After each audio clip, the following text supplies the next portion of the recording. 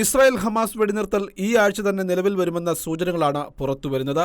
ബന്ദികളെ മോചിപ്പിക്കാനുള്ള കരാറിൽ ഒപ്പുവെക്കാൻ ഉടൻ കഴിയുമെന്ന ഹമാസ് നേതൃത്വം അറിയിച്ചതായി സൗദി വാർത്താ ഏജൻസിയായ അഷ്റഖ് അൽ ഔസത്ത് വ്യക്തമാക്കി. ഇസ്രായേൽ ആവശ്യങ്ങൾ ഏറെക്കുറെ ഹമാസ് അംഗീകരിച്ചതായി ഇസ്രായേലും സ്ഥിരീകരിക്കുന്നു. മറ്റു പ്രശ്നങ്ങളൊന്നും ഉണ്ടായില്ലെങ്കിൽ ഈ ആഴ്ച അവസാനത്തോടെ സമാധാന കരാറിൽ ഒപ്പുവെക്കാൻ സാധിക്കുമെന്ന് ഹമാസ് അറിയിച്ചതായാണ് പുറത്തുവരുന്ന വിവരം. ഏകദേശം 45 മുതൽ 60 ദിവസം വരെ നീണ്ടുനിൽക്കുന്ന വെടിനിർത്തൽ കരാറിന്റെ ആദ്യഘട്ടമായി നടപ്പാക്കും. ശേഷം ഇസ്രായേൽ ജയിലുകളിൽ കഴിയുന്ന പാലസ്തീൻ തടവുകാരെ ഇസ്രായേൽ ഹമാസിന് കൈമാറും. തുടർന്ന് ഹമാസ് പിടിയിൽ കഴിയുന്ന ശേഷിക്കുന്ന 100ഓളം ബന്ദികളിൽ 30 ബന്ദികളെ ഹമാസ് ഇസ്രായേലിന് കൈമാറുമെന്നാണ് വ്യക്തമാക്കിയിരിക്കുന്നത്. കരാറിന്റെ ഭാഗമായി ഗാസയിലെ ചില ഭാഗങ്ങളിൽ നിന്നും ഇസ്രായേൽ സൈന്യം പിൻവാങ്ങും. അതേസമയം ഗാസയിലെ ഫിലാഡൽഫി, നേറ്റാസ്രീം ഇടനാഴികളുടെ നിയന്ത്രണം പൂർണ്ണമായും ഇസ്രായേലിനായിരിക്കും.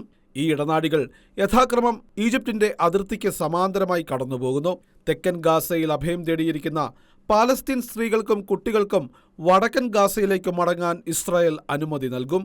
ഇസ്രായേൽ ഹമാസ് വെടിനിർത്തൽ ആസന്നമായിരിക്കുന്നു എന്ന റിപ്പോർട്ട് ചെയ്തത് വാഷിംഗ്ടൺ പോസ്റ്റും ദ ജെറുസലേം പോസ്റ്റും ആയിരുന്നു.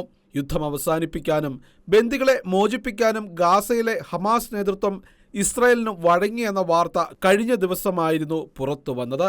ബന്ദിമോചനം അതിന്റെ ശരിയായ ദിശയിലാണെന്നും ഉടൻ തന്നെ അത് സാധ്യമാകുമെന്നും ഇസ്രായേൽ പ്രതിരോധ മന്ത്രി ഇസ്രായേൽ കാറ്റ്സ് വ്യക്തമാക്കി. അതേസമയം ഈജിപ്തിന്റെയും അമേരിക്കയുടെയും ഖത്തറിന്റെയും മേൽനോട്ടത്തിൽ നടക്കുന്ന സമാധാന ചർച്ചകളിൽ ഇസ്രായേൽ മുഴുവൻ ബന്ദികളുടെയും മോചനമാണ് മുന്നോട്ട് വച്ചിരിക്കുന്നത്.